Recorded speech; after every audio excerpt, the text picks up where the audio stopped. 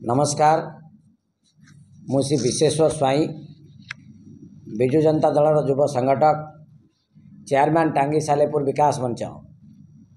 आज सांबादिक बंधुगण मु जो भुवनेश्वर रे आज जो सांबादिक सम्मेलन आयोजन करिछि जो परिप्रेक्षी रे ता एक गुरुत्वपूर्ण विषय आपण मानकु सांबादिक बंधुगण मु कही रखे। प्रभात पुरुष इंडोनेशियार भूमिपुत्र प्रति ओडियांकर झड़र इगल बिजु बाबू को मरणोत्तर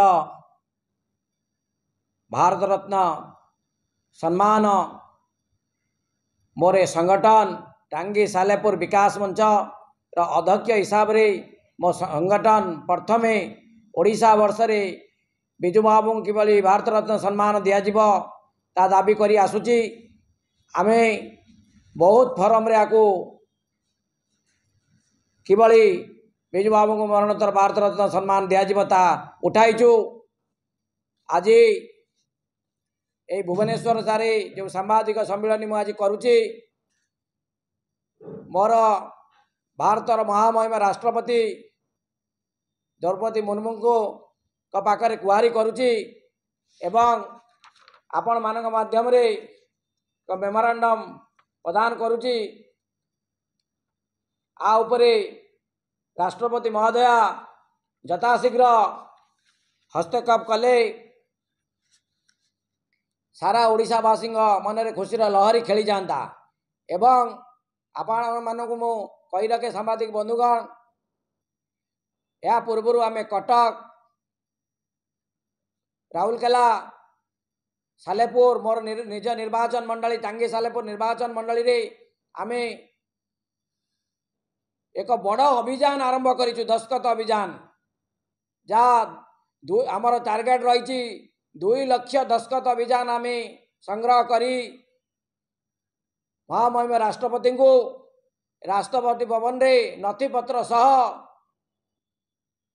प्रदान करिवु एवं आमर दाबी पूर्ण हवा जाए बिजु बाबू को मरणोत्तर भारत रत्न प्रदान हेबा जाए आमे दरकार पड़िले दिल्ली जंतर मंतर रे आम संगठन आमरण अनशन करिवो। तेणु आपण मानक माध्यम रे आज जो मेमोरांडम आम प्रदान कलु महामहिम राष्ट्रपति द्रौपदी मुर्मू का उद्देश्य रे यही भुवनेश्वर रे यथाशीघ्र मोर देशर राष्ट्रपति महोदया आ उपरे उचित पदक्षेप नेले आम 4.5 कोटी ओडिशावासी खुशी व्यक्त करिवे।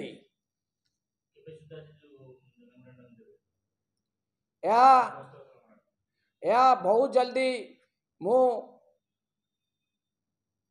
दिल्ली गस्तरे जाई महामहिम राष्ट्रपति को आमे मेमोरांडम दबु। आमर दस्तखत अभियान आमे टार्गेट रखीचु 5 तारीख भितर मार्च 5 तारीख बिजु बाबू जयंती रे 108तम जयंती रे आमे महामहिम को टाइम नहीं नथिपत्र सह प्रदान करिवु।